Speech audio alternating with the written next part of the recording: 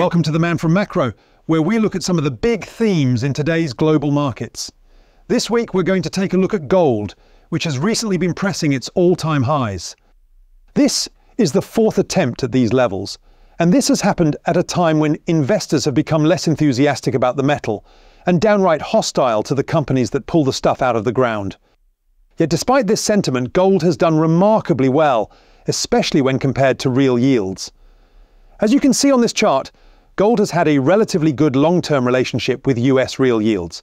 Here, real yields have been inverted to emphasize the relationship. But in short, gold goes up when real yields go down, and gold goes down when real yields go up.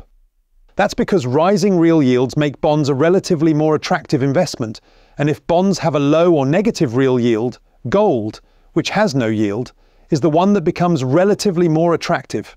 Remember, real yields are inverted here.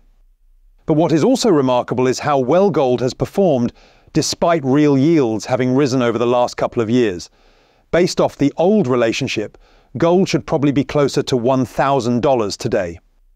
So gold has weathered a storm of rising yields and a period of relative dollar strength, which is often another headwind for commodities in general.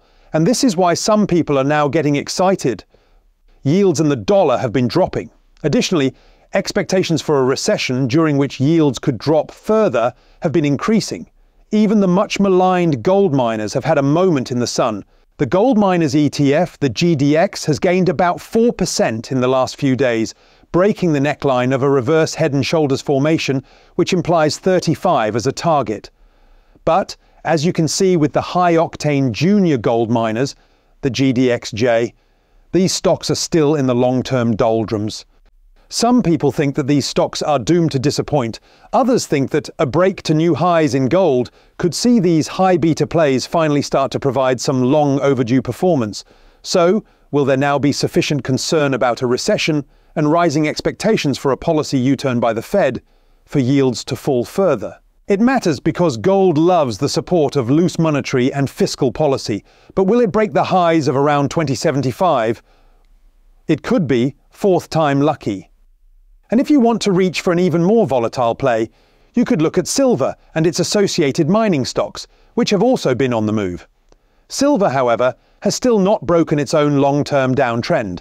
There's still a lot to play for.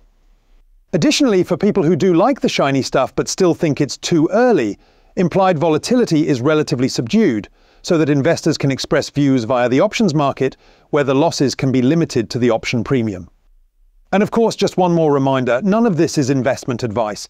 These are just observations for educational purposes only, and everyone should be aware of their own investment objectives and risk profiles. Thanks for watching.